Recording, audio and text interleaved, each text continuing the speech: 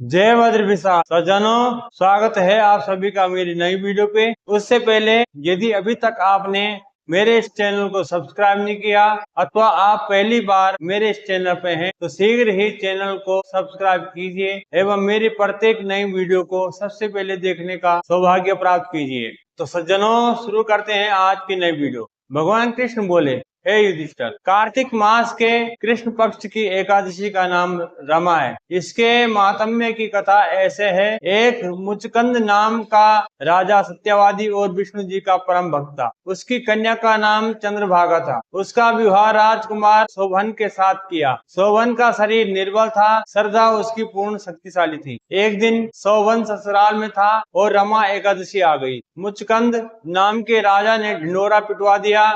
आज सब प्रजा को उपवास करना होगा। हाथी, घोड़े, ऊंट इत्यादि पशुओं को भी अन्न मत देना। राजकुमार शोभन मुनादी सुनकर पत्नी के पास गया और कहने लगा, प्रिय, मैंने उपवास किया तो अवश्य मर जाऊंगा। अब कहो क्या करूं? पत्नी बोली, यदि उपवास की शक्ति नहीं है तो यहाँ से किसी दूर स्थान में चले जाइए। शोभन ने उत्तर दिया, यह बात निश्चित है कि मेरे शरीर में उपवास की शक्ति नहीं है, परंतु श्रद्धा पूर्ण रूप से मेरे मन में है। चाहे मेरा शरीर छूट जाए, व्रत को न तोड़ूंगा। अतः उसने रमा एकादशी का व्रत किया।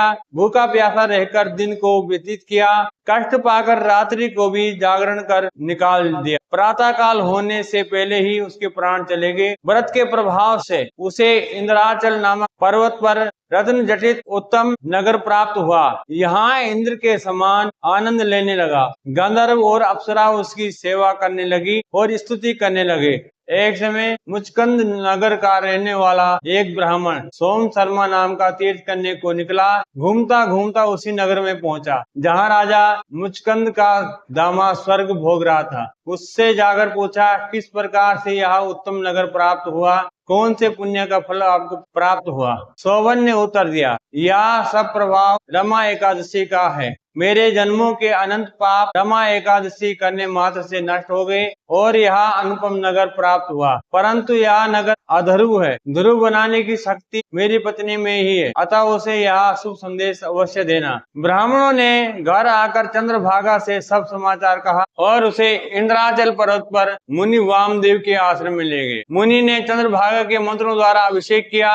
वह दिव्य शरीर धारण कर पति के पास चली गई। पति को कहने लगी, मैं जन्म से एकादशी का व्रत करते आ रही हूँ। उसके प्रभाव से आपका अनुपम नगर ध्रुवलोक के समान अचल रहेगा। इस महात्म्य की कथा सुनने मात्र से भी विष्णु लोक को प्राप्त होते हैं। सज्जनों, यदि आपको ये कथा अच्छी लगी हो तो लाइक करना। कोई त्रुटि रह गई हो अथवा प्रोत्साहन बढ़ाने के लिए कृपया कमेंट अवश्य करना और इस कथा को अपने स्वजनों तक पहुंचाने के लिए शेयर करना मत भूलना, क्योंकि उनको भी इस कथा का परम लाभ मिलना चाहिए। और यदि अभी तक आपने मेरे चैनल को सब्सक्राइब नहीं किया तो शीघ्र ही बिना देरी किए चैनल को सब्सक्राइब कीजिए एवं बेल आइकन का बटन अवश्य दबाइए। उससे क्या होता है कि जब भी मैं कोई नई वीडियो अपलोड करूंगा शीघ्र ही आपकी मोबाइल स्क्रीन पे नोटिफिकेशन प्राप्त हो जाएगा और आपको मेरी प्रत्येक नई वीडियो को सबसे पहले देखने का सौभाग्य प्राप्त होगा। सज्जनों, बने रहे मेरे साथ मेरे इस चैनल पे। मिलेंगे शीघ्र नई वीडियो के साथ में। तब तक के लिए जय श्री राम, जय बद्र विशाल। आपने मेरी संपूर्ण वीडियो देखी है उसके लिए आपका बहुत बहुत धन्यवाद जी।